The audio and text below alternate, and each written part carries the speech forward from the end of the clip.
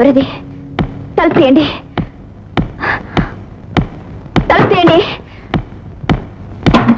తలుపు తీయండి, తలుపు తీయండి, తలుపు తీయండి, తలుపు తీయండి. ఝాన్సీ గారు, ఝాన్సీ గారు, ఏం జరిగిందండి? వాడు వాడు మిస్టర్ వి నన్ను భయపెట్టి నా ప్రాణాలు తీయాలని. అసలు నేను కూడా మీతో పాటు రావాల్సింది. ఇందాకనే గుర్తొచ్చి హడావిడిగా వచ్చాను. మీ అరుపులు మీకు రాబోతుంటే చీకట్లో ఎవడో నాకు డాష్ ఇచ్చిపోయాడు. ఈ బాబు గారు సమయానికి వచ్చారు కనుక మీకు ప్రమాదం తప్పిందమ్మా. చాలా థ్యాంక్స్. నో ఇట్స్ ఓకే, అవన్నీ తర్వాత మాట్లాడుకుందాం. ముందు పదండి. మొత్తానికి మీరు సినిమాల్లో హీరోయిన్ లాగా ఒక చిన్న సైజ్ అడ్వెంచర్ చేశారు. ఏమిటండి ఆలోచిస్తున్నారు? జరిగిన దాన్ని బట్టి నాకు విషయం అర్థమవుతుంది రాజు.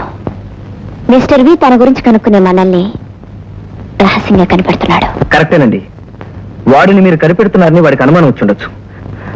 అందుకే లైబ్రరీలో వాడు మీకేదో ప్రమాదం తలపెట్టుండొచ్చు. తీరా నేను వచ్చేసరికి వాడి ప్రయత్నం దెబ్బతిని పారిపోయాడు. ఎనీహౌ వన్స్ అగైన్ థ్యాంక్స్ రాజు. అది సరే, ఇక ఈ విషయాలన్నీ మర్చిపోయి రిలాక్స్ అవ్వండి. నేను వస్తాను. రిలాక్స్ అయ్యేటట్టు ఒక జోక్ గాని క్విజ్ గాని చెప్పండి. సరే, ఆల్ రైట్. మీ చేత ఎరుపు అనే మాట అనిపిస్తాను. సరే చూద్దాం. నేను ఆ మాట చచ్చినా అన్నం. సరే, వెళ్ళకూడదు ఏ రంగు?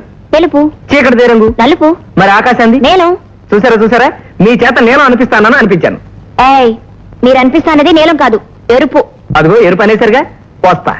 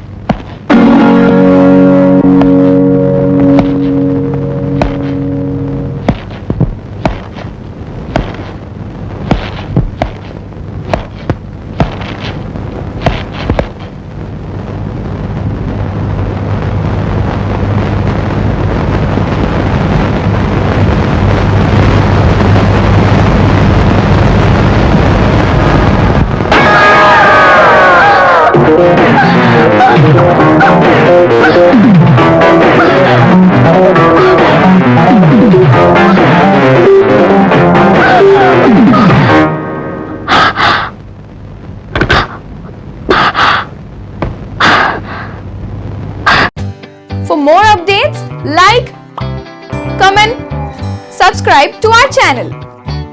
Hey darlings, గంటని click చేయడం మర్చిపోకండి.